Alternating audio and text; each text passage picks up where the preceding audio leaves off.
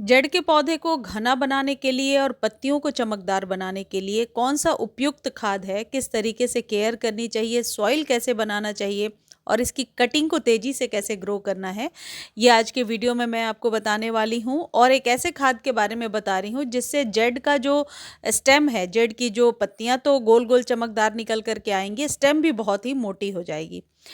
देखिए, जेड एक ऐसा पौधा है जिसकी 1 इंच की कटिंग भी बहुत अच्छे से ग्रो हो जाती है। तो सबसे पहली टिप तो यही है कि यदि जेड की कटिंग को आप ग्रो करना चाहते हैं तो मार्च के शुरू में ग्रो कर लीजिए। मार्च में बहुत अच्छे से जेड की कटिंग लग जाती है। जेड की कटिंग को लगाने का सबसे अच्छा तरीका यह है कि अपने ही पौधे के किसी पुराने स्टेम को 2 से 3 इंच काट लीजिए और इस तरीके से सॉइल में दबा दीजिए। जैसे कि आप देख रहे हैं, मैंने पौधे को सॉइल में दबा रखा है। लेकिन ध्यान देने वाली बात यह है कि और पौधों की तरह इसकी कटिंग लगाने के बाद आपको शेड में नहीं रखना, पानी देना है और धूप में रख देना है।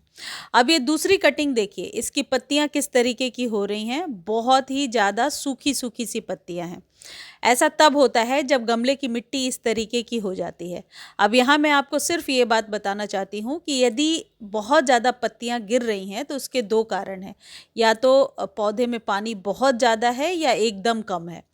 जब पानी बहुत कम होगा तो पत्तियां जो हैं फ्लैशी नहीं होंगी, मांसल नहीं होंगी, सूखने लगेंगी।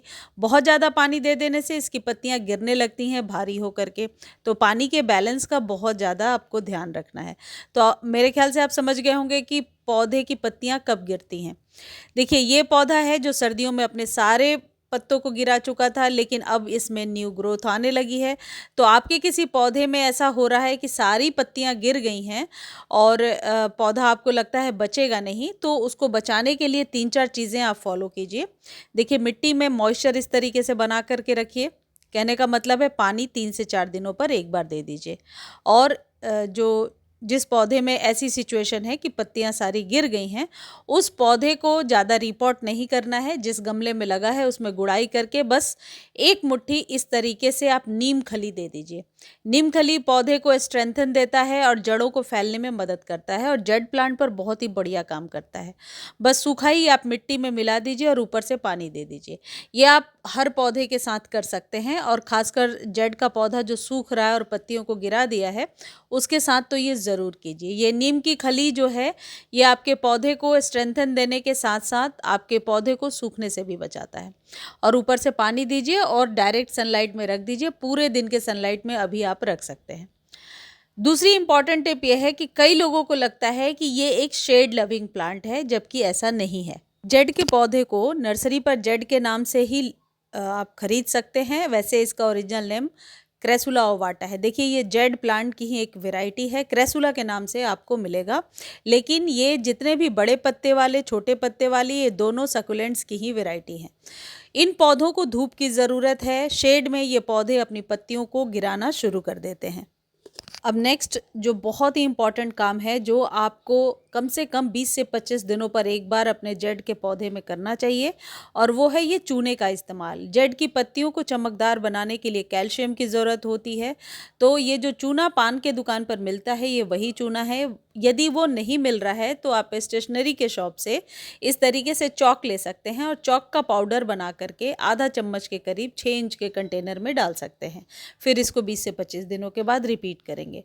ये बहुत ही ईजिली अवेलेबल है और सस्ती सी चीज़ है। लेकिन ये जो चूना है, ये जो लीफी प्लांट्स होते हैं उन पर बहुत ही बढ़िया काम करता है, यानी कि पत्तियों को चमकदार बनाने में मदद करता है। कैल्शियम का अच्छा स्रोत है। अब यदि आप ये नहीं करना चाहते हैं और बोन मील का इस्तेमाल करना चाहते हैं, तो ये भी 20 से 25 दिनों पर 1 चम्मच आपको डालना है। बोन मील बहुत आसानी से आपको नर्सरी पर मिल जाएगा, या फिर आप इसको खरीदने का लिंक यदि आपको चाहिए तो आप मांग सकते हैं, आपको लिंक प्रोवाइड कर दिया जाएगा और जेन्युइन चीज़ मिल जाएगी।